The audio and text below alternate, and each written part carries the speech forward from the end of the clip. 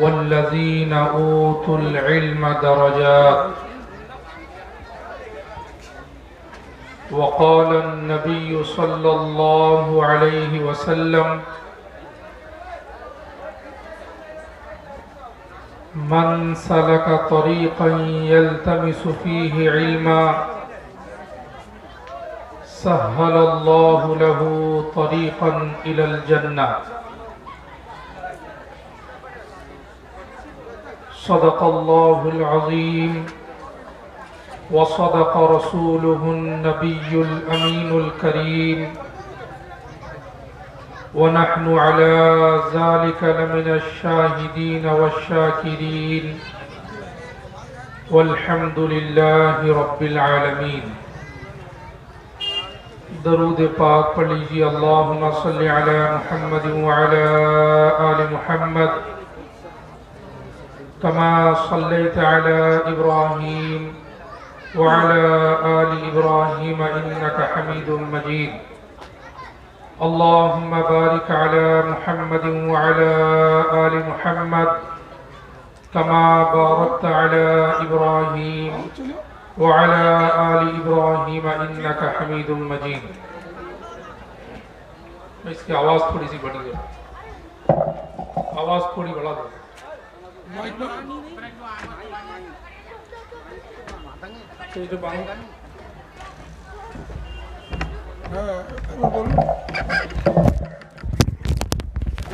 سبحان اللہ.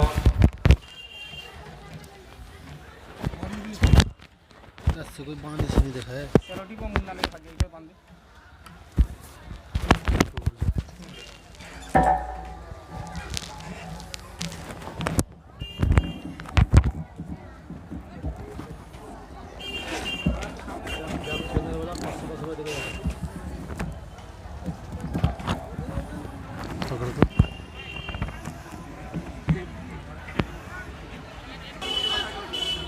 میرے نہایت واجب الاحترام بزرگوں، دوستوں اور نوجوان ساتھیوں، پردہ نشین میری ماؤں، بہنوں اور بیٹیوں، اللہ رب العالمین کا بے پناہ احسان ہے، کرم ہے کہ اللہ رب العالمین نے اس سرزمین کو قبول کیا اور یہاں تعلیم دین کی ایک فضا قائم ہوئی ہے. دوستو، دینی تعلیم بے حد بلکہ حد سے زیادہ ضروری ہے. تعلیم کے بغیر کوئی قوم نہیں بن سکتی. تعلیم کے بغیر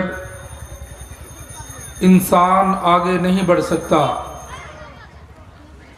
تعلیم کے بغیر انسان مردے کی طرح ہے. بہت سارے لوگوں کے دل و دماغ میں ایک سوال ہو سکتا ہے کہ جب حضرت آدم علیہ السلام دنیا کا سب سے پہلا انسان ہے اور سب سے پہلا پیغمبر بھی ہے، اور انہوں نے جب دنیا میں جب دنیا میں آئے تو اس وقت آبادی بھی نہیں تھی، تو پھر لوگوں کے اندر اتنی قسمیں کیوں ہو گئی؟ کوئی ٹھاکروں کی پوجا کرتا ہے، کوئی سورج کے سامنے سجدہ کرتا ہے، تو کوئی اپنا خدا آگ کو بنایا ہوا ہے. لوگوں کے اندر اتنی تقسیم، اتنا بھاگ کیسے ہو گیا؟ اس کا بالکل مختصر سا جواب یہ ہے کہ آدم علیہ السلام آئے تو دنیا میں ضرور تھے اور توحید کی دعوت لے کر آئے تھے، توحید کی اشاعت، توحید کا پرچار کیا تھا کہ اللہ ہی ایک ہے، اللہ ہی کی عبادت کرو، اللہ ہی کے آگے سر جھکاؤ، اللہ ہی کے آگے اپنی ضرورتوں کو پیش کرو۔ لیکن خدا کی قسم یہ بگاڑ اس لیے پیدا ہوا کیونکہ حضرت آدم علیہ السلام کی تعلیم لوگ بھلا چکے تھے۔ پھر اسی تعلیم کو زندہ کرنے کے لیے اللہ نے دوسرے نبیوں کو بھیجا۔ دوسرے نبیوں نے پہلے نبیوں کی دعوت کو اپنا مشن بنایا اور لوگوں کے پاس جا جا کر یہ بات کہی کہ لوگوں ایک اللہ کی عبادت کرو۔ لیکن ایک نبی کے جانے کے بعد دوسرے نبی کے آنے کے درمیان بیچ میں لوگ تعلیمات کو بھلا دیتے ہیں، جس کی وجہ سے یہ خرابی پیدا ہوئی ہے۔ آقا علیہ السلام کے دیوانوں، ہمیں اور آپ کو معلوم ہونا چاہیے کہ اللہ رب العالمین نے تقریباً 1,24,000 نبیوں کو بھیجا۔ ان میں سب سے پہلا نبی حضرت آدم، سب سے آخری نبی ہمارے اور آپ کے نبی جناب محمد الرسول اللہ کہیے صلی اللہ علیہ وسلم ہے۔ اور یہ بات بھی آپ کو معلوم ہونی چاہیے کہ ہر نبی کا پیغام ایک ہی تھا، ہر نبی کا مشن ایک ہی تھا، ہر نبی کی دعوت اور محنت ایک ہی تھی، ہر نبی کی اشاعت ایک ہی چیز کی ہوا کرتی تھی، اور وہ چیز ہے توحید، یعنی اللہ ایک ہے۔ میرے آقا علیہ السلام کے دیوانوں، اب آپ کے ذہن میں یہ سوال آ سکتا ہے کہ سارے نبیوں کی تعلیم یکساں کیوں تھی؟ سارے نبیوں کا مشن یکساں کیسے سمجھ میں آیا؟ میرے دوست بزرگوں، اللہ رب العالمین نے پاک کلام کے اندر فرمایا وَلَقَدْ بَعَثْنَا فِي كُلِّ أُمَّةٍ رَسُولًا أَنِ اعْبُدُوا اللَّهَ وَاجْتَنِبُوا الطَّاغُوتَ۔ اللہ رب العالمین فرماتے ہیں کہ میں نے ہر قوم کے اندر، ہر امت کے اندر رسولوں کو بھیجا، نبیوں کو بھیجا، پیغمبروں کو بھیجا، یہ سکھا کر کہ جا کر لوگوں سے بولو کہ لوگوں ایک اللہ کی عبادت کرو اور طاغوت سے بچو، ٹھاکر پوجا سے بچو، بت پرستی سے بچو، اور آتش پرستی سے بچو، سورج کی پرستش سے بچو۔ اور یہی تعلیم تمام انبیاء کرام کی تھی۔ اللہ رب العالمین نے دوسری جگہ فرمایا کہ ہم نے جتنے بھی رسولوں کو بھیجا ان کو یہی تعلیم دی، ان کے اوپر یہی وحی نازل کی کہ جاؤ اور جا کر کہو کہ میرے علاوہ کوئی معبود نہیں۔ دوست بزرگوں، ہم اور آپ ایک کلمہ پڑھتے ہیں لا الہ الا اللہ محمد الرسول اللہ۔ کلمے کے اندر 2 جز ہے، پہلا جز ہے لا الہ الا اللہ، دوسرا جز ہے محمد الرسول اللہ۔ یہ جو کلمے کا دوسرا جز ہے، دوسرا پارٹ ہے، یہ نبیوں کے ساتھ بدلتا رہا، یہ وقت کے ساتھ بدلتا رہا، زمانہ کے ساتھ بدلتا رہا، لیکن کلمے کا جو پہلا جز ہے لا الہ الا اللہ، یہ کبھی نہیں بدلا اور قیامت کی صبح تک نہیں بدلے گا۔ لا الہ الا اللہ یہی اصل توحید ہے، لا الہ الا اللہ یہی تمام نبیوں کا مشن ہے۔ تو آپ نے دیکھا ہوگا کہ ہمارا کلمہ لا الہ الا اللہ محمد رسول اللہ ہے، لیکن میں آپ کو بتانا چاہتا ہوں کہ دنیا میں جب حضرت آدم آئے تھے ان کا کلمہ تھا لا الہ الا اللہ آدم صفی اللہ، تو کلمے کا پہلا پارٹ وہی لا الہ الا اللہ ہے، دوسرا پارٹ چونکہ نبی وہاں آدم ہے اس لیے آدم کے ساتھ آدم صفی اللہ لکھا گیا۔ میرے آقا علیہ السلام کے دیوانوں، جب حضرت نوح علیہ السلام آئے ان کا کلمہ تھا لا الہ الا اللہ نوح نجی اللہ۔ کلمے کے دوسرے پارٹ کے اندر چینجنگ اور تبدیلی آئی ہے، لیکن پہلے پارٹ میں کوئی تبدیلی نہیں آئی۔ حضرت ابراہیم علیہ السلام آئے، ان کا کلمہ تھا لا الہ الا اللہ ابراہیم خلیل اللہ، تو دوسرا پارٹ بدلا لیکن پہلے پارٹ کے اندر، پہلے جز کے اندر کوئی تبدیلی نہیں۔ حضرت اسماعیل آئے، ان کا کلمہ لا الہ الا اللہ اسماعیل ذبیح اللہ۔ حضرت موسیٰ آئے، ان کا کلمہ تھا لا الہ الا اللہ موسیٰ کلیم اللہ۔ میرے آقا علیہ السلام کے دیوانوں، حضرت عیسیٰ علیہ السلام آئے، ان کا کلمہ لا الہ الا اللہ عیسیٰ روح اللہ، اور آخری نبی محمد الرسول اللہ صلی اللہ علیہ وسلم دنیا میں تشریف لائے، ان کا کلمہ لا الہ الا اللہ محمد الرسول اللہ۔ تو کلمے کے دوسرے جز کے اندر تبدیلی آئی ہے، فرق آیا ہے، بدلا ہے، لیکن پہلا پارٹ نہ بدلا ہے، نہ اس میں کوئی چینجنگ آئی ہے، نہ کوئی تبدیلی آئی ہے۔ یہی اسلام کا اصل مشن ہے میرے دوستو، آقا علیہ السلام کے دیوانوں۔ لیکن ساتھ ساتھ ایک بات بھی یاد رکھنی چاہیے کہ حضرت آدم کے بعد جتنے پیغمبر آئے، ان پیغمبروں نے اپنے پہلے والے پیغمبر کی ذمہ داری کو آگے بڑھایا۔ مثال کے طور پر حضرت آدم 1000 سال دنیا میں رہے، ان کی وفات کے بعد حضرت شیث علیہ السلام آئے، تو شیث علیہ السلام آنے کے بعد حضرت آدم کی جو ذمہ داری تھی، شیث نے وہ ذمہ داری لے لی۔ حضرت شیث کا انتقال ہوا تو حضرت نوح علیہ السلام آئے، نوح علیہ السلام نے شیث کی ذمہ داری لے لی۔ اسی طرح ایک کے بعد ایک پیغمبر نے پہلے والے پیغمبر کی ذمہ داری لے لی ہے، اور سلسلہ چلتا رہا یہاں تک کہ حضرت عیسیٰ علیہ السلام آئے۔ عیسیٰ علیہ السلام کے جانے کے بعد 570 سال تک اس روئے زمین پر نہ کوئی نبی تھا، نہ کوئی ولی تھا، نہ کوئی اللہ کا پیغمبر تھا۔ دنیا نبیوں سے خالی ہو چکی تھی۔ بت پرستی لوگوں کے دل و دماغ کے اندر گھر کر گئی۔ آقا علیہ السلام کے دیوانوں، 570 سال کے اندر کائنات بدل گئی، لوگوں کے اندر انسانیت ختم ہو گئی، لوگ جانوروں کی طرح جینے لگے تھے، اور لوگوں نے جس کو چاہا خدا بنا لیا، جس کو چاہا اس کے سامنے سجدہ ریز ہونے لگے، جس کو چاہا اس کو اپنا گوڈ، اپنا معبود بنا لیا۔ محمد مصطفیٰ صلی اللہ علیہ وسلم 570 سال کے بعد دنیا میں آئے، 40 سال کے بعد نبوت ملی۔ اللہ کے رسول صلی اللہ علیہ وسلم نے محنت شروع کی، لوگوں سے کہا کہ لوگوں، تمہارا خدا ایک ہے، تمہارا معبود ایک ہے، تمہارا اللہ ایک ہے۔ اور اللہ کے رسول کا سب سے پہلا مشن یہی تھا۔ اللہ کے رسول بیان فرماتے تھے، لوگوں سنو، من قال لا الہ الا اللہ فدخل الجنہ، کہ جس نے تہہ دل سے، دل کی گہرائی سے اس بات کا اقرار کیا کہ اللہ کے علاوہ کوئی معبود نہیں، اللہ کے علاوہ کوئی رازق نہیں، اللہ کے علاوہ اولاد دینے والا کوئی نہیں، اللہ کے علاوہ بارش برسانے والا کوئی نہیں، اللہ کے علاوہ روزی دینے والا کوئی نہیں، اگر تہہ دل سے جس نے مان لیا، اس کے لیے جنت واجب ہو جائے گی۔ کہیے سبحان اللہ۔ میرے آقا علیہ السلام کے دیوانوں، اسی تعلیم کو اور اسی مشن کو، اسی دعوت کو پھیلانے کے لیے میرے رسول صلی اللہ علیہ وسلم کو مارا گیا، تڑپایا گیا، ستایا گیا، گھر سے بے گھر کیا گیا۔ آقا علیہ السلام کے دیوانوں، میں آپ کو کہاں تک سناؤں؟ حضور پاک صلی اللہ علیہ وسلم کعبہ میں جا کر نماز ادا کرتے تھے، ظالموں کو رحم نہیں آیا۔ وہی ظالم جو اللہ کے رسول کو 40 سال سے پہلے الامین کے لقب سے پکارتے تھے، الصادق کہہ کر پکارتے تھے۔ صادق کا مطلب سچا انسان، الامین کا مطلب وہ انسان جو لوگوں کی باتوں میں، لوگوں کی دولتوں میں، لوگوں کے مال میں، پیسے میں خیانت نہ کرے، اس کو کہا جاتا تھا الامین۔ لیکن اللہ کے رسول نے جب لوگوں سے کہا کہ لوگوں ایک اللہ کی عبادت کرو، وہی لوگ جو محمد مصطفیٰ پر جان نچھاور کرتے تھے، وہی لوگ جو محمد مصطفیٰ کے لیے کرسیاں خالی کر دیتے تھے، وہی لوگ جو مسلمان جو محمد مصطفیٰ کو لے کر فخر کیا کرتے تھے، وہی لوگ محمد مصطفیٰ کے جانی دشمن بن گئے۔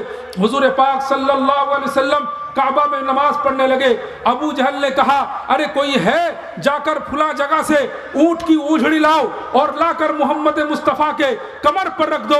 میرے محترم بزرگ دوستو، ایک ملعون شخص اٹھا، ایک ناپاک شخص اٹھا، ایک بدبخت شقی القلب، جس کو اللہ رب العالمین نے جس کے لیے جہنم کو واجب قرار دیا ہے، اس شخص کا نام تھا عقبہ ابن ابی معیط۔ وہ اٹھا اور ایک آدمی کے گھر سے اونٹنی کی اوجھڑی لا کر، جس وقت میرے رسول سجدہ مبارک میں گئے، سجدہ میں گئے، اس وقت اللہ کے رسول کی کمر پر اوجھڑی رکھ دی گئی۔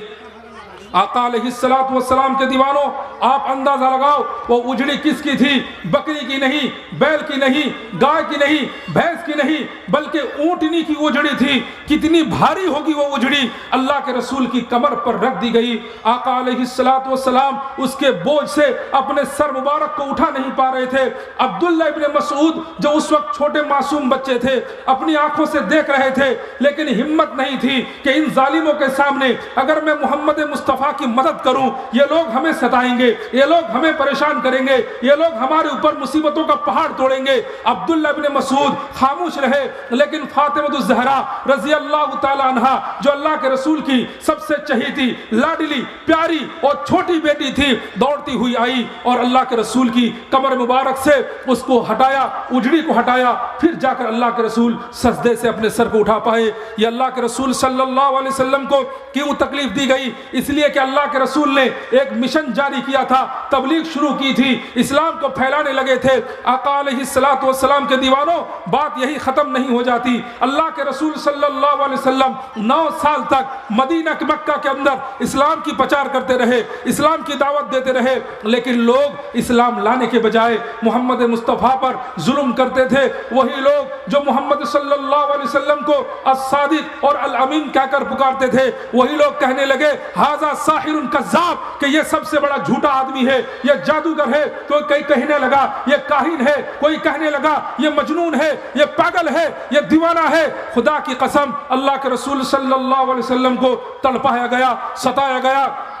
और जब अल्लाह के रसूल सल्लल्लाहु अलैहि वसल्लम का चचा अबू तालिब का इंतकाल हो गया, उस वक्त तो काफिरों को मौका मिल गया कि अब मोहम्मद मुस्तफ़ा को पूछने वाला कोई नहीं, मोहम्मद की तरफ से निकलने वाला कोई नहीं, अब जितनी मर्जी चाहो जुल्म सितम कर लो।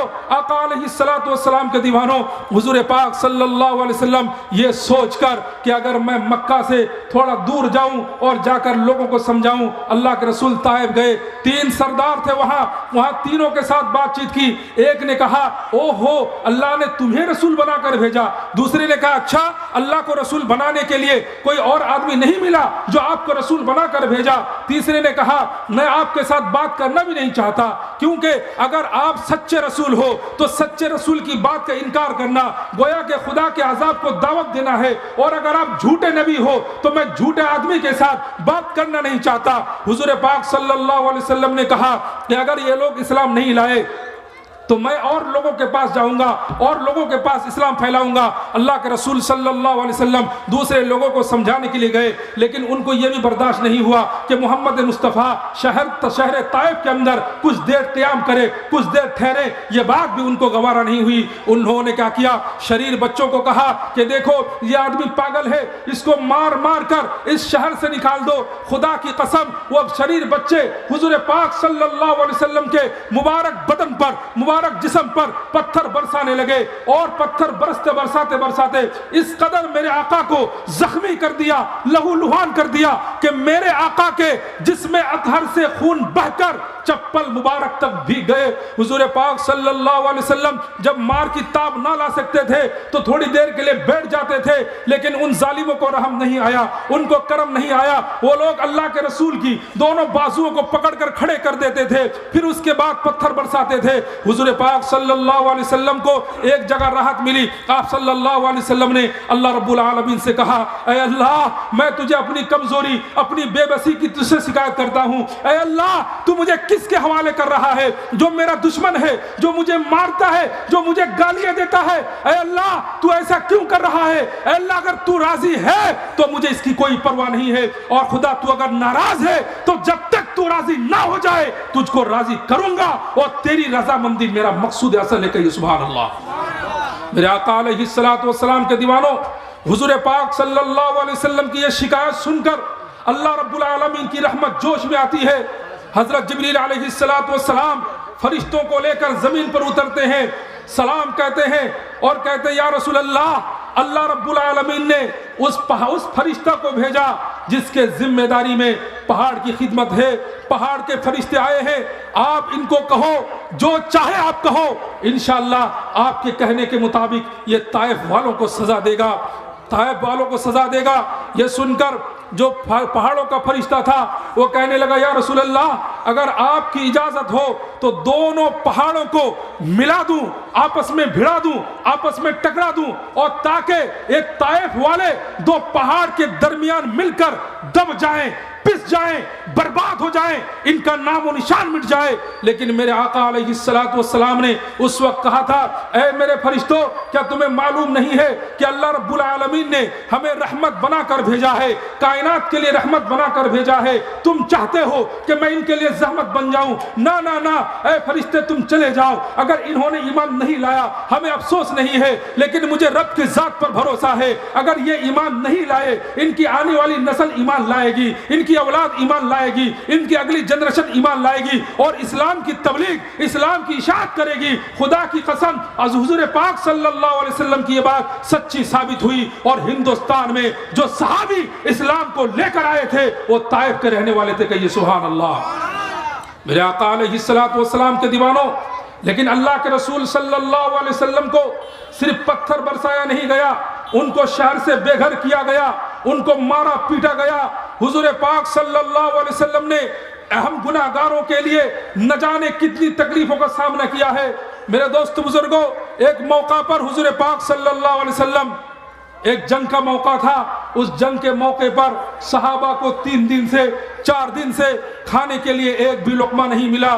ایک صحابی آتے ہیں اور آ کر کہتے ہیں، یا رسول اللہ میری کمر دیکھیے، میں نے اپنے پیٹ پر ایک پتھر باندھا ہوا ہے، اگر میں پیٹ پر پتھر نہ باندھوں تو سیدھا کھڑا نہ رہ سکوں گا۔ حضور پاک صلی اللہ علیہ وسلم رونے لگے اور اپنا کپڑا اٹھا کر دکھایا تو اللہ کے رسول صلی اللہ علیہ وسلم کے پیٹ پر 2 پتھر بدے ہوئے تھے۔ صحابہ سے کہنے لگے، تمہارے پیٹ پر 1 پتھر ہے، میرے پیٹ پر 2 پتھر بدے ہوئے ہیں۔ اللہ کے رسول صلی اللہ علیہ وسلم کے صحابی سمجھ گئے کہ مجھ سے زیادہ بھوکے میرے آقا ہیں، میرے مصطفیٰ ہیں۔ میرے آقا علیہ السلام کے دیوانوں، یاد کیجئے یہ ساری تکلیفیں، یہ ساری مصیبتیں، یہ سارے آلام کیوں برداشت کی؟ اللہ کے رسول صلی اللہ علیہ وسلم کیوں سہے؟ اس لیے سہے تاکہ آنے والی امت سدھر جائے، امت کو اصلاح کی راہ مل جائے، امت کو سبق مل جائے، امت صحیح راستے پر آ جائے۔ آقا علیہ السلام کے دیوانوں، آج مسلمان جو حرکتیں کر رہے ہیں، مسلمان جو عمل کر رہے ہیں، مسلمانوں کی جو کرتوت ہے، رب کعبہ کی قسم دعا کرنا چاہیے۔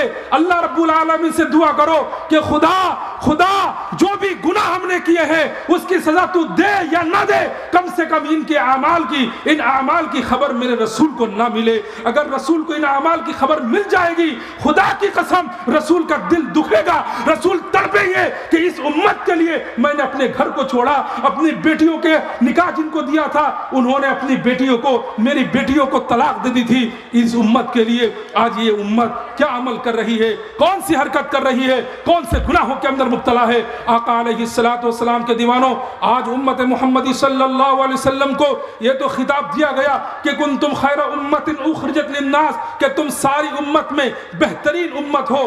آدم علیہ السلام پہلا پیغمبر، نوح علیہ السلام بعد کا پیغمبر، عیسیٰ علیہ السلام میرے نبی سے پہلے پیغمبر، سارے پیغمبر کی امت اس دن جنت کے سائے، اس دن جنت کے لیے انتظار کر رہی ہوگی، لیکن جنت کا دروازہ کھلے گا امت محمدی صلی اللہ علیہ وسلم کے لیے۔ میرے آقا علیہ السلام کے دیوانوں، لیکن ذرا تھوڑی دیر سے ہمیں غور کرنا چاہیے، ٹھنڈے دماغ سے ہمیں غور کرنا چاہیے۔ بھائی کیا ہو رہا ہے، کیا ہو رہا ہے؟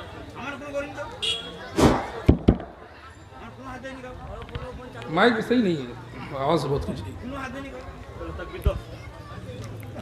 میرے آقا علیہ السلام کے دیوانوں، جب تک تعلیم زندہ رہے گی اسلام زندہ رہے گا۔ اگر اسلام کی تعلیم مٹ گئی مسلمان کا نام و نشان مٹ جائے گا۔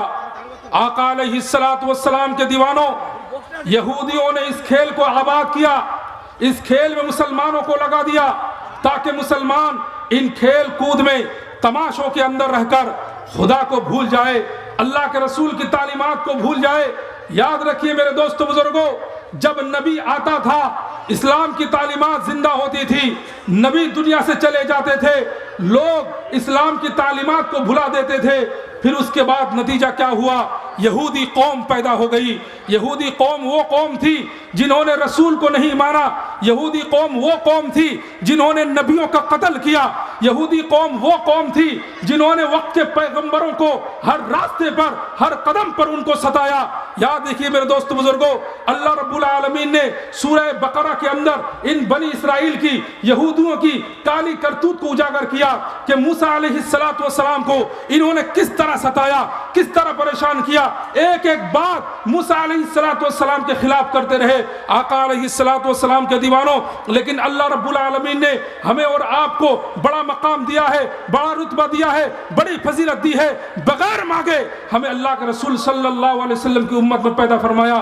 آقا علیہ السلام کے دیوانوں, اللہ کے رسول کے بعد اب کوئی نیا نبی نہیں آئے گا. اب یہ ذمہ داری امت پر ڈالی گئی ہے. صحابہ نے یہ ذمہ داری لی تھی, صحابہ نے بخوبی اپنی ذمہ داری نبھائی. اپنے بعد صحابہ نے تابعین کو یہ ذمہ داری ڈال دی ہے. تابعین نے تابعین کو ذمہ داری دی ہے, تابعین نے اس کے بعد والوں کو ذمہ داری دی ہے. اس طرح یہ سلسلہ ہم تک پہنچا ہے. اب یہ ذمہ داری ہماری ہے کہ ہمیں اور آپ کو اللہ کے رسول صلی اللہ علیہ وسلم کی تعلیمات کو آگے پہنچانا ہے. میرے آقا علیہ السلام کے دیوانوں, اسلام کی تعلیم نہ ہونے کی بنیاد پر آج لوگ بات بات پر مسلمان سے کافر بن رہے ہیں. مسلمانوں کو اس کا احساس نہیں ہے.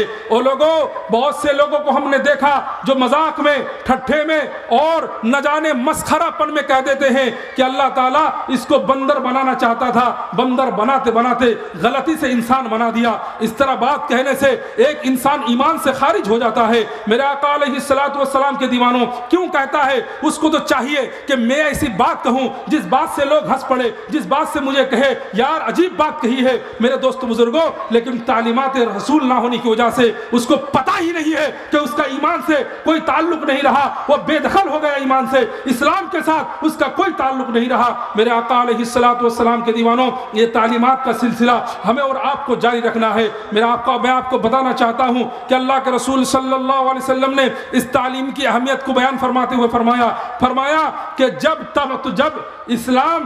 اسلام کی جو پہلی آیت نازل ہوئی ہے وہ یہی ہے, اقرا یعنی پڑھو. اللہ کے رسول صلی اللہ علیہ وسلم نے اس کی اہمیت کو اجاگر کرتے ہوئے فرمایا, طلب العلم فریضۃ علی کل مسلم و مسلمہ, کہ علم دین کا حاصل کرنا عورت پر, مرد پر, جوان پر, بوڑھا پر, بچوں پر, بچیوں پر, ہر مسلمان پر فرض ہے. آقا علیہ السلام کے دیوانوں, بتائیے صحیح کہ ہم نے جنرل تعلیم کے ساتھ ساتھ اس اسلامی تعلیم کو کہاں تک حاصل کی ہے؟ یاد رکھیے میرے دوست بزرگوں, اسلامی تعلیمات نہ ہونے کی بنیاد پر آج لوگ اسلام سے بے دخل ہو رہے ہیں. مجھے ایک واقعہ یاد آ رہا ہے. ایک مسلمان لڑکا تھا, نوجوان, وہ بہت ہی برینئر تھا اور جنرل تعلیم حاصل کر رہا تھا. ان کے ماں باپ نے ان کو امریکہ بھیج دیا کہ جا کر ڈاکٹر بن کر آؤ.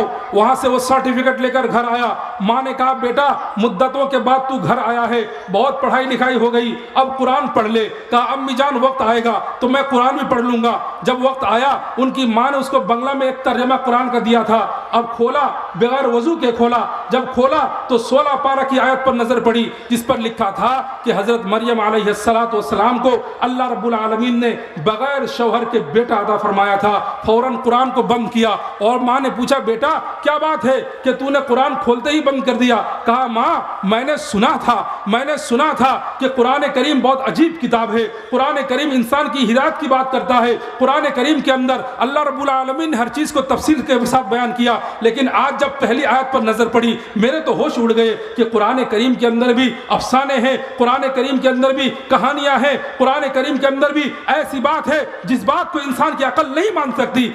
ماں نے کہا بیٹا ایسی کیا بات آ گئی؟ کہا یہ مریم ہے نا, مریم, اس کو بغیر شوہر کے کیسے بیٹا ہو سکتا ہے؟ یا تو مریم کی حرکت غلط تھی, مریم نے زنا کیا تھا, مریم باغی تھی, مریم کے ساتھ مریم نے اپنے آپ کو یعنی اپنے جسم کو بیچ دیا تھا, یا پھر ماننا پڑے گا کہ اس کا کوئی نہ کوئی شوہر تھا. بغیر شکر کیٹ سے, بغیر مادہ تولید سے کوئی بچہ پیدا نہیں ہو سکتا. ماں پریشان تھی کہ اس بیٹے کو کیسے سمجھایا جائے, یہ بیٹا تو اسلام سے نکلا جا رہا ہے, یہ تو مان ہی نہیں رہا ہے کہ بغیر شوہر کے اللہ رب العالمین نے مریم کو بیٹا دیا تھا, اور جو بیٹا پیدا ہوا تھا اس کا نام تھا حضرت عیسیٰ علیہ السلام. ماں مولانا کے پاس گئی اور جا کر کہا کہ میرے بیٹے کے دل و دماغ کے اندر کیڑے بھرے ہوئے ہیں, ذرا آپ ان کو سمجھاؤ. کہا ٹھیک ہے آپ اپنے بچے کو میرے پاس بھیج دینا. وہ بچہ وہاں گیا اور جا کر کہا مولانا صاحب کیا آپ مانتے ہو یہ قرآن اللہ کی کتاب ہے؟ کہا ہاں میں مانتا ہوں یہ قرآن اللہ کی کتاب ہے۔ کہا اس میں جو کچھ ہے سب کچھ صحیح ہے؟ ہاں سب کچھ صحیح ہے، حرف حرف صحیح ہے، لائن لائن صحیح ہے، ایک ایک زبر صحیح ہے، ایک ایک نقطہ صحیح ہے، مجھے اس میں کوئی شک نہیں ہے، ذرہ برابر بھی شک نہیں ہے۔ وہ کہنے لگا یہ تو پھر آپ کی اندھی تقلید ہے، بلائنڈنس ہے، آپ اندھے ہو اور اندھوں کی طرح مان رہے ہو۔ کہا بیٹے بات تو بتا تو صحیح۔ کہا کہ میں نے سنا ہے کہ مریم کو بغیر شوہر کے اللہ رب العالمین نے بیٹا دیا تھا، میں یا تو کہتا ہوں کہ مریم نے زنا کیا تھا یا پھر مریم کا کوئی شوہر تھا، بغیر انسان کے شکر و کٹ سے کوئی اولاد پیدا نہیں ہو سکتی۔ آقا علیہ الصلوۃ والسلام کے دیوانوں، اس مولانا صاحب نے کہا اچھا بتاؤ دنیا میں جو بکری آئی تھی سب سے پہلے کوئی بکرا ہوگا یا کوئی بکری تو ہوگی؟ نے کہا ہاں تو بتا جو اگر بکری تھی تو وہ بکری کس بکرے کی مادہ تولید سے پیدا ہوا؟ اگر بکرا تھا تو بتا کہ وہ بکرا کس بکری سے پیدا ہوا تھا؟ میرے آقا علیہ الصلوۃ والسلام کے دیوانوں وہ سر کھجانے لگا اور بعد میں کہا اچھا تو دنیا کی سب سے پہلی بکری ہو یا بکرا ہو بغیر ماں باپ کے پیدا ہوا ہے۔ میرے آقا علیہ الصلوۃ والسلام کے دیوانوں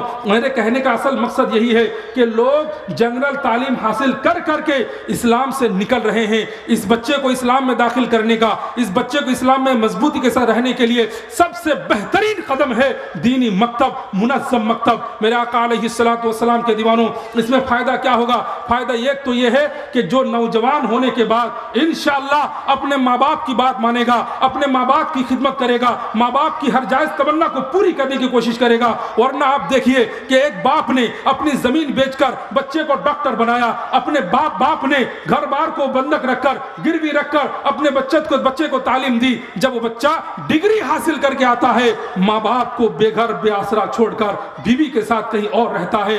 آقا علیہ الصلوۃ والسلام کے دیوانوں لیکن میں ذمہ داری کے ساتھ کہوں گا اگر آپ نے اپنے بچے کو صحیح تعلیم دی ہے انشاءاللہ شادی کے بعد آپ کو کوئی شکایت نہیں ہوگی، کوئی شکوہ نہیں ہوگا۔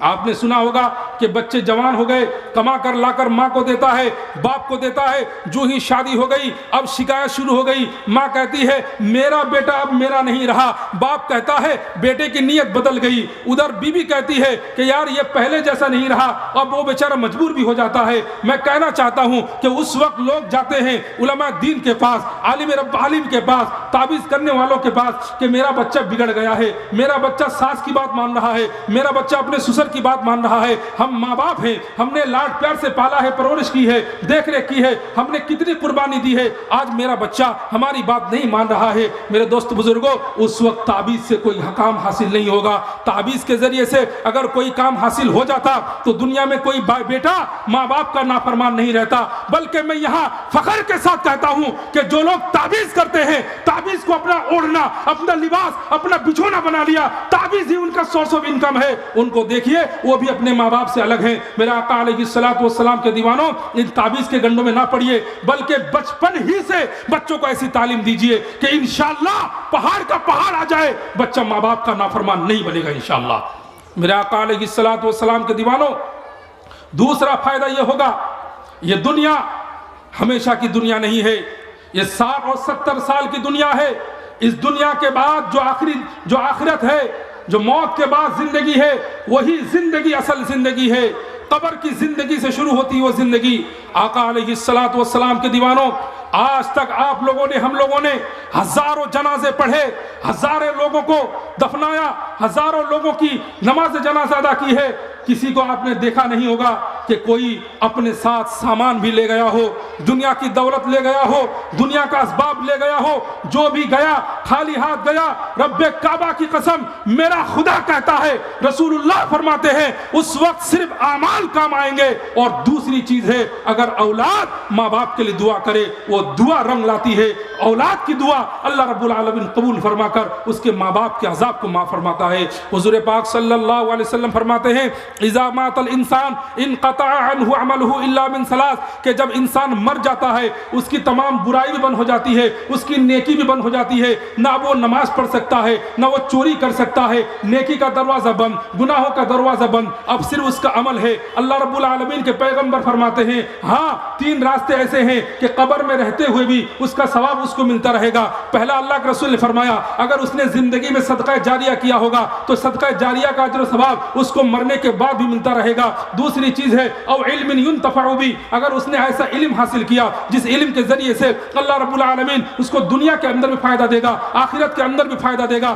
تیسری چیز ہے ولد صالح يدعو له او ولد صالح يدعو له, اگر اس نے دنیا میں کوئی نیک اولاد چھوڑی ہوگی, نیک اولاد جب اللہ رب العالمین کے دربار میں ہاتھ پھیلا کر گڑ گڑا کر رو رو کر دعا کرے گی, انشاءاللہ اس کی دعا رنگ لائے گی اور اللہ رب العالمین اس کے عذاب کو معاف کرے گا. میرے آقا علیہ الصلوۃ والسلام کے دیوانوں, میں آپ کو ذمہ داری کے ساتھ بتانا چاہتا ہوں, ایک واقعہ سماعت فرما لیجئے. ایک بزرگ کسی قبرستان سے جا رہے تھے تو سوچا کہ قبر کی زیارت کر لی جائے. قبر کی زیارت کرتے کرتے ان کی آنکھیں لگ گئی, نیند آ گئی. نیند آنے کے بعد خواب میں دیکھتے ہیں, کیا دیکھتے ہیں کہ اللہ ایک فرشتہ آیا جھوڑا میں کچھ لے کر اور سب لوگوں کو کچھ دے رہے ہیں اور سب لوگ لائن سے کچھ لے رہے ہیں. لیکن ایک آدمی تھا جس کے پرانے کپڑے تھے, پھٹے ہوئے کپڑے تھے, سر کے بال پورا گندا تھا, میل کچیل اور بہت ہی بد حالت میں تھے وہ آدمی. اس کے بعد اس نے دیکھا کہ وہ جھوڑے والے کے پاس جا کر مانگ رہا ہے, ہاتھ پھیلا رہا ہے, لیکن دینے والے فرشتے نے کہا کہ تیرے لیے اس میں کچھ نہیں ہے.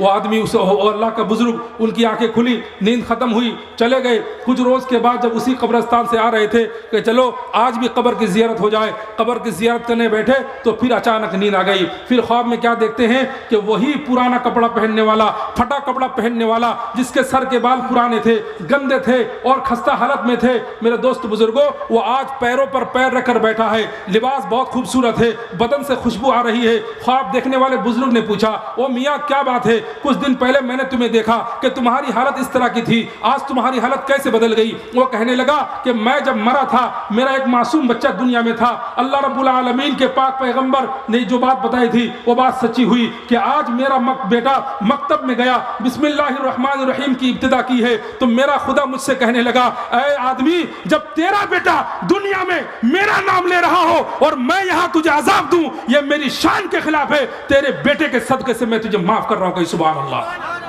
میرے آقا علیہ الصلوۃ والسلام کے دیوانوں, تعلیمات کو زندہ رکھنے کا یہ ایک ہی ذریعہ ہے کہ جو ہمارے پاس ہے, جو علم دین ہمارے پاس ہے, ہم کسی اور کو دے دیں, اس کے پاس جو ہے وہ کسی اور کو دے دے. اگر میرے دوست بزرگوں تعلیم و تعلم کا سلسلہ بند ہو جائے گا, اسلام مٹ جائے گا, لوگ جہالت پر آ جائیں گے اور جاہلوں کو اپنا سردار بنا لیں گے, اور لوگ جاہلوں کو جب اپنا سردار بنا لیں گے, جاہل منمانی کریں گے اور منمانی کر کر کے اسلام کو اور برباد کریں گے. میرے دوست بزرگوں, یہی ساری صورتحال پیش آ رہی ہے کہ جو لوگ جاہل ہیں, ان پڑھ ہیں, گوار ہیں, جن کو شریعت کا کچھ پتہ نہیں ہے, نہ خوف خدا ہے, نہ ان کے دل میں اللہ اس کے رسول کی سچی محبت ہے, میرے دوست بزرگوں ساری ذمہ داری ان پر آ گئی. اب وہی لوگ جو من چاہی زندگی گزار رہے ہیں, جس طرح چاہے فیصلہ کر رہے ہیں. میرے دوست بزرگوں, اس لیے ضروری ہے کہ اپنے بچوں کو تعلیم دیں گے انشاءاللہ. ختم کر دے جی, کہاں گئے مولانا آ گئے تو. میرے محترم بزرگ دوستو, میری مائیں بہنیں بیٹیاں بھی یہاں کافی تعداد میں بیٹھی ہوئی ہیں. میں ان لوگوں سے بھی مؤدبانہ گزارش کروں گا کہ خدا کے واسطے اپنی ذمہ داری کو پہچانو. ایک مرد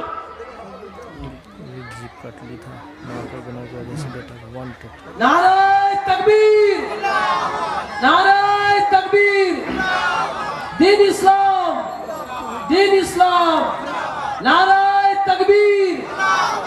میرے دوست بزرگوں, میں اپنی ماں بہنوں بیٹیوں سے کہنا چاہوں گا کہ ایک مرد گھر میں وقت بہت کم دیتا ہے, روزگار کے لیے, محنت کرنے کے لیے, روزی روٹی کی تلاش میں دن بدن گھر سے باہر رہتا ہے, اور مائیں بہنیں بیٹیاں تمہاری ذمہ داری زیادہ ہیں. اور یہ بات بھی سچی ہے, حقیقت ہے کہ ہر کامیاب مرد کے پیچھے کسی نہ کسی خاتون کا, کسی نہ کسی عورت کا ہاتھ ضرور ہے. میرے آقا علیہ الصلوۃ والسلام کی شہزادیوں, ذرا اپنا مقام پہچانو, اپنی قدر و منزلت پہچانو کہ اللہ کے رسول صلی اللہ علیہ وسلم نے تمہیں کتنی بلندی بخشی ہے. عورتیں جب کردار میں تھیں, عورتیں جب محنت کرتی تھیں, عورتیں جب اپنے بچوں کو صحیح تعلیم دیتی تھیں, خدا کی قسم عورتوں کی محنت سے بڑے بڑے پیر پیدا ہوئے, بڑے بڑے ولی دنیا میں آئے, بڑے بڑے ابدال پیدا ہوئے. اور میں یہاں تک کہنا چاہوں گا, سوائے آدم کے ایسا کوئی نبی نہیں, سوائے آدم کے ایسا کوئی ولی نہیں, ایسا کوئی قطب نہیں, ایسا کوئی ابدال نہیں جو ماں کی کوکھ سے جنم نہ لیا ہو. میرے دوست بزرگوں ماں کی محنت ہمیشہ رنگ لاتی ہے. ماں جس طرح محنت کرتی ہے بچہ اسی طرح بنتے ہیں. آقا علیہ الصلوۃ والسلام کے دیوانوں بارہا میں نے واقعہ سنایا ہے. آج شاید آپ لوگوں میں سے کوئی کسی کو یہ واقعہ اگر کسی نے نہیں سنا ہے وہ سن لے, اگر کسی نے سنا ہے وہ دوبارہ سن لے کہ ہمارے ہندوستان کا سلطان الہند جن کا نام ہے نامی حضرت خواجہ معین الدین چشتی رحمۃ اللہ علیہ ہے. حضرت خواجہ معین الدین چشتی رحمۃ اللہ علیہ اتنے بڑے اللہ کے ولی کیسے بن گئے؟ اس کے پیچھے ان کی ماں کی محنت تھی. میرے دوستو بزرگوں ان کا واقعہ یوں لکھا گیا کتاب کے اندر کہ ہندوستان میں رہتے ہوئے بنگال بھی آئے تھے حضرت خواجہ معین الدین چشتی رحمۃ اللہ علیہ. جب بنگال آئے تو بنگال میں 70,000 کافروں نے اسلام قبول کیا, 70 لاکھ مسلمانوں نے توبہ کی. جب اپنے گھر گئے تو بڑے خوش تھے. ماں کہتی ہے بیٹا بات کیا ہے کہ تو بڑا خوش نظر آ رہا ہے؟ حضرت خواجہ معین الدین چشتی رحمۃ اللہ علیہ فرماتے ہیں کہ امی جان میں بنگال گیا تھا, بنگال میں بڑی کامیابی ملی ہے. اللہ رب العالمین نے بڑی کامیابی سے ہمیں ہمکنار فرمایا کہ 70,000 کافروں نے میرے ہاتھ میں اسلام قبول کیا, 70 لاکھ مسلمانوں نے میرے ہاتھ میں توبہ کی ہے, اس لیے میں بڑا خوش ہوں. ماں کہتے بیٹا اس میں تیرا کوئی کمال نہیں, کمال سارا کا سارا میرا ہے. حضرت خواجہ معین الدین چشتی رحمۃ اللہ علیہ عام انسان تو تھے نہیں, سمجھ گئے کہ اس کے اندر کوئی نہ کوئی راز ہے, کوئی نہ کوئی حکمت ہے. ماں سے پوچھا امی جان بتائیے تو صحیح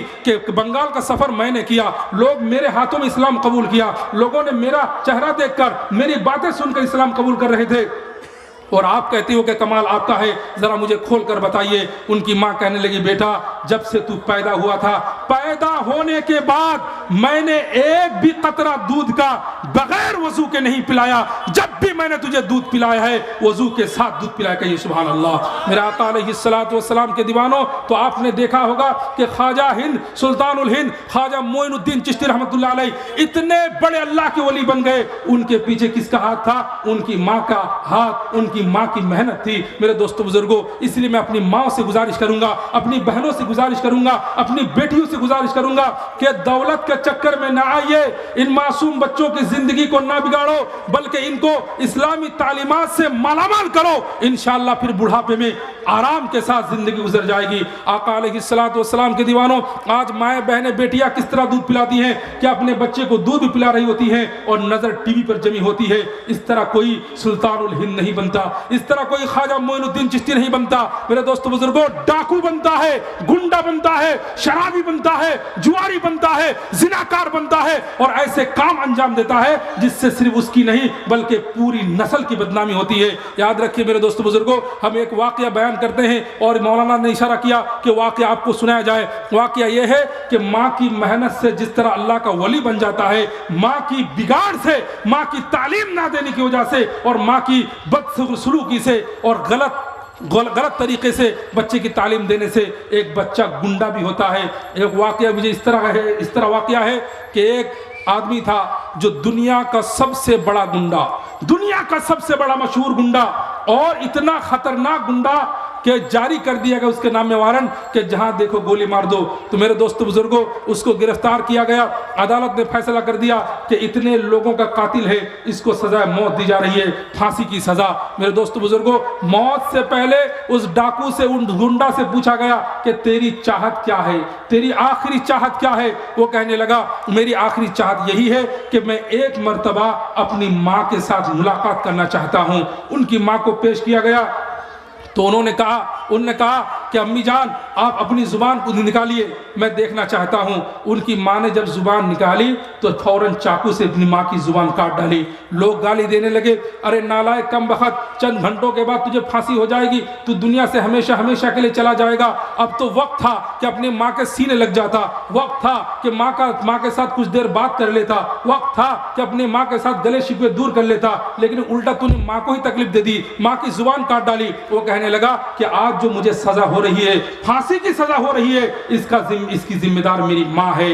ماں اس لیے ہے کیونکہ میں بچپن میں ایک انڈا چرا کر لایا تھا, تو میری ماں نے کہا بیٹا جو کیا تو نے ٹھیک کیا, اگلے دن جا کر پھر دیکھنا اگر مرغی انڈا دے تو وہاں سے انڈا چرا کر لانا. تو مجھے میری ماں نے غلط کام میں جب ہمت دی تو میں انڈا چراتا رہا, اور اس سے بڑی چیز چراتا رہا, اس سے بڑی چیز چراتا رہا, یہاں تک کہ میں دنیا کا سب سے بڑا ڈون, دنیا کا سب سے بڑا گنڈا گنڈا بن گیا اور جس کے نتیجے میں آج مجھے پھانسی کی سزا ہو رہی ہے۔ اس لیے اگر میری ماں نے انڈا چراتے وقت مجھے تھپڑ مار دیا ہوتا، مجھے ڈانٹ ڈپٹ کر دیا ہوتا، مجھے تھوڑی سی سزا دی ہوتی تو میرے اندر ہمت نہیں ہوتی چوری کرنے کی، ناجائز کام کرنے کی، تو میری ماں کی ہمت کی وجہ سے آج مجھے پھانسی کی سزا ملی ہے۔ تو میرے محترم بزرگ دوستو، میری ماں بہنوں بیٹیوں، خدا کے واسطے اپنے بچوں کی مستقبل کو، بچوں کے فیوچر کو برباد نہ کیجیے، ان کو صحیح طرح سے تعلیم دیجیے، انشاءاللہ یہ آپ کی محنت رنگ لائے گی اور آپ کے بڑھاپے کا یہ بچہ سہارا بن جائے گا۔ میرے آقا علیہ الصلوۃ والسلام کے دیوانوں، اور ان کے لیے اولاد کے لیے دعا بھی کرتے رہنا چاہیے۔ بہت سے لوگ صرف دعا کرنے کے لیے کہہ دیتے ہیں کہ مولانا صاحب 100 روپے رکھ لو اور دعا کر دینا، مولانا صاحب یہ 500 روپے رکھ لو دعا کر دینا۔ میرے دوست بزرگوں، کیوں؟ کیا آپ دعا نہیں کر سکتے؟ اللہ رب العالمین کے دربار میں ہاتھ نہیں اٹھا سکتے؟ صحابہ نے بھی پوچھا تھا کہ اللہ رب العالمین کہاں ہے؟ اللہ رب العالمین نے قرآن پاک میں آیت نازل فرمایا کہ اے میرے مصطفیٰ، لوگ پوچھ رہے ہیں، میرے بندے پوچھ رہے ہیں کہ میں کہاں ہوں، ان کو بتا دینا، فإنی قریب، میں تو قریب ہوں، اجیب دعوت الداعی اذا دعانی، جب میرا بندہ مجھے پکارتا ہے، میرے پاس فریاد کرتا ہے، میں اس کی آواز پر لبیک کہتا ہوں۔ میرے آقا علیہ الصلوۃ والسلام کے دیوانوں، میں کہنا چاہتا ہوں کہ یہ جو وسیلہ کا ایک بہانہ بنا دیا، یہ وسیلہ کا بہانہ چھوڑنا چاہیے۔ آپ خود دعا کیجئے، انشاءاللہ جس طرح آپ دعا کر سکتے ہو دعا کیجئے۔ اللہ رب العالمین آپ کی مجبوری کو سمجھتا ہے کہ میرا بندہ دعا کے لائق مناسب الفاظ نہیں کہہ پا رہے ہیں، یہ الگ بات ہے، لیکن آپ نے اللہ سے رشتہ تو جوڑا، اللہ سے ناتا تو جوڑا۔ صحابہ کرام رضوان اللہ تعالی علیہم اجمعین کا طریقہ کیا تھا کہ چپل کا تسمہ ٹوٹ جاتا، اللہ رب العالمین سے دعا کرتے، اللہ میری چپل کا تسمہ ٹوٹ گیا ہے۔ میرے دوست بزرگوں، اس سے اللہ رب العالمین کے ساتھ تعلق رہتا ہے۔ تو اپنی اولاد کے لیے دعا کیجئے۔ ہمارا نظریہ بنتا گیا کہ نا ہم دعا کرنے سیکھیں گے، رمضان کے مہینے میں امام صاحب مائک میں کہیں گے تو ہم لوگ آمین آمین کہتے ہیں، جمعہ کے دن امام صاحب کہیں گے ہم آمین آمین کہتے ہیں، اور پانچوں وقت کی نماز کے بعد امام صاحب کہیں گے تو ہم آمین آمین کہیں گے۔ کیوں؟ ہم اپنے لیے، اپنی اولاد کے لیے، رشتہ داروں کے لیے، ماں باپ کے لیے، کہ اللہ رب العالمین سے خود ہاتھ اٹھا کر نہیں دعا کر سکتے؟ میرے دوستو بزرگوں، ماں کی دعا، باپ کی دعا بڑی رنگ لاتی ہے اور جلد قابل اثر ہوتی ہے۔ میرے آقا علیہ الصلوۃ والسلام کے دیوانوں، ہمارے مائع ناز آج کے روح رواں حضرت مولانا باقی باللہ صاحب تشریف فرما ہے۔ میں لمبا وقت نہ لیتے ہوئے بس مختصر سا ایک واقعہ کہ ماں کی دعا کس طرح رنگ لاتی ہے۔ ایک خواجہ تھے، ایک پیر صاحب تھے، بڑے مشہور پیر، جن کا نام ہے حضرت بایزید بستامی رحمۃ اللہ علیہ۔ حضرت بایزید بستامی رحمۃ اللہ علیہ اتنے بڑے اللہ کے ولی کیسے بن گئے؟ ان کا لقب تھا سلطان العارفین۔ سلطان العارفین کا مطلب ہے کہ ان کے زمانے میں جتنے ولی تھے، جتنے پیر تھے، جتنے مرشد تھے، جتنے رہبر و رہنما تھے، جتنے علماء تھے، سارے علماء کا سب سے زیادہ سردار کون تھا؟ حضرت خواجہ بایزید بستامی رحمۃ اللہ علیہ۔ اتنے بڑے اللہ کے ولی بن گئے، کیوں؟ اس لیے کہ ان کی ماں کی دعا ساتھ تھی۔ میرے دوستو بزرگوں، واقعہ یوں لکھا گیا کہ ان کی ماں بیمار تھی اور حضرت بایزید اس وقت چھوٹے معصوم بچے تھے۔ ماں نے رات کو سوتے ہوئے کہا، بیٹا بایزید مجھے پیاس لگی ہے، میرے لیے ایک گلاس پانی لے کر آؤ۔ حضرت بایزید بستامی رحمۃ اللہ علیہ پانی لانے کے لیے گھر گئے، جا کر دیکھا گھر میں پانی نہیں ہے تو کنویں میں گئے اور ڈول ڈال کر پانی نکالا۔ جب پانی لا کر دیکھا تو ان کی ماں کو نیند آ گئی تھی۔ میرے دوستو بزرگوں، حضرت بایزید بستامی رحمۃ اللہ علیہ پوری رات ماں کے سرہانے پانی لیے کھڑا ہے، اور رات تھی، ٹھنڈ کی رات، سردی کی رات تھی، اور جب صبح کی اذان ہوئی، مؤذن نے اذان دی تو ماں کی آنکھ کھلی۔ ماں نے دیکھا میرا بیٹا بایزید کھڑا ہے، کانپ رہا ہے، ہاتھ میں گلاس ہے۔ ماں نے وجہ پوچھی، بیٹا بات کیا ہے، تو کھڑا کیوں ہے، ہاتھ میں گلاس کیا ہے، کیوں ہے؟ تو بیٹے نے کہا، امی جان شاید آپ کو یاد نہیں ہے لیکن آپ نے پانی مانگا تھا، گھر میں پانی نہیں تھا، میں دور چلا گیا تھا پانی لانے کے لیے۔ میرے دوستو بزرگوں، ماں کہتی ہے، بیٹا تو لا کر دیا کیوں نہیں؟ کہا، امی جان آپ کو نیند آ گئی تھی۔ کہا، جگایا کیوں نہیں؟ کہا، بڑی مدت کے بعد تو آپ کو نیند آ گئی، میں نے سوچا اگر دوبارہ آپ کو جگا دوں ہو سکتا ہے کہ نیند نہ آئے، بڑی مدت کے بعد بڑی مشکل سے آپ کو نیند آئی ہے تو میں آپ کے جاگنے کا انتظار کرتا رہا۔ ماں نے کہا، بیٹا تو پھر میرے سرہانے گلاس رکھ کر سو جا سکتا تھا۔ تو کہنے لگے، بات یہ ہے کہ دوسری بار اگر آپ کی آنکھ کھلتی اور آپ پانی مانگتی اور فوراً میں آپ کے سامنے پانی پیش نہ کر سکتا تو آپ کو تکلیف ہو سکتی تھی، اس لیے میں پوری رات آپ کے سرہانے پانی لیے کھڑا ہے۔ ماں کا دل پگھل گیا۔ ماں نے اپنے بچے کو فوراً سینے سے لگایا، لحاف اڑا کر، تھپکی دے کر، لوری سنا کر اس کو سلا دیا اور نماز ادا کی، مصلی بچھا کر نماز نماز ادا کرنے کے بعد رب تعالیٰ سے مناجات شروع، ہاتھ اٹھا کر کہنے لگی ربا میرے بیٹے نے آج میرے لیے جو خدمت کی ہے، میرے لیے جو کام انجام دیا ہے، میں اس سے بڑی بڑی خوش ہوں، اے اللہ میرے اس بچے کو تو سلطان العارفین بنا دینا۔ خدا کی قسم ماں کی دعا رنگ لائی، 21 سال کی عمر میں حضرت خواجہ بایزید بستمی رحمۃ اللہ علیہ سلطان العارفین بن گئے۔ میرے آقا علیہ السلام کے دیوانوں، بس ان چند معروضات کے ساتھ، گزارشات کے ساتھ میں اپنی بات ختم کرتا ہوں۔ وآخر دعوانا ان الحمدللہ رب العالمین۔